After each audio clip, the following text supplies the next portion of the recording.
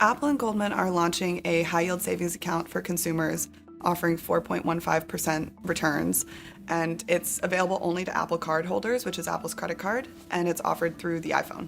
I think what's really interesting about it is it's really a banking as a service arrangement. So Goldman is providing kind of the banking infrastructure for the offering, whereas Apple is providing kind of the tech interface for consumers. And that's really interesting because it's like a symbiotic partnership in that tech companies, especially Apple, really excel in user experience, whereas banks typically struggle with that a bit more.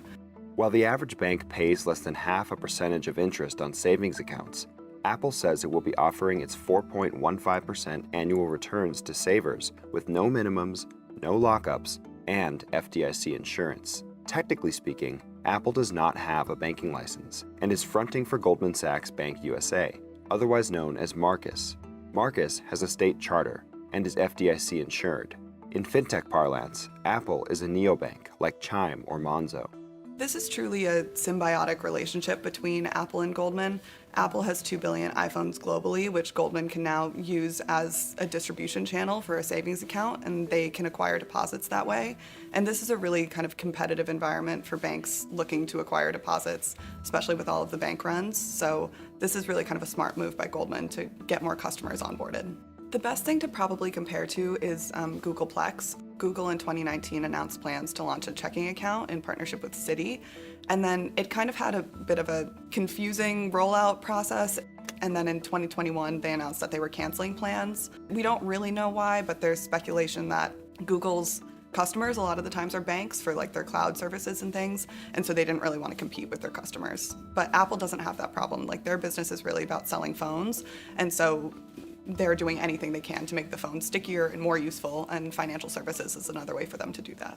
Online banks have really stepped up the pace and attracted a lot of deposits with higher yielding alternatives. That's put the more traditional banks at kind of a disadvantage. These online banks operate without branch networks. They don't have a lot of services and support, a lot of people to pay, and therefore are generally able to offer much higher yields. And I think they're trying to compete more specifically with the online banks more than they are with the traditional banks.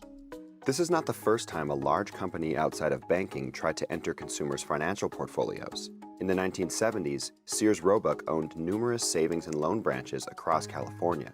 In the 1980s, Sears went on to acquire retail broker Dean Witter Reynolds. But eventually, Sears' core retail business was upended by the next generation of big box stores like Walmart and Target. One potential theory of what this might mean for the banking industry is that banks kind of become the invisible infrastructure behind sort of sexier tech offerings.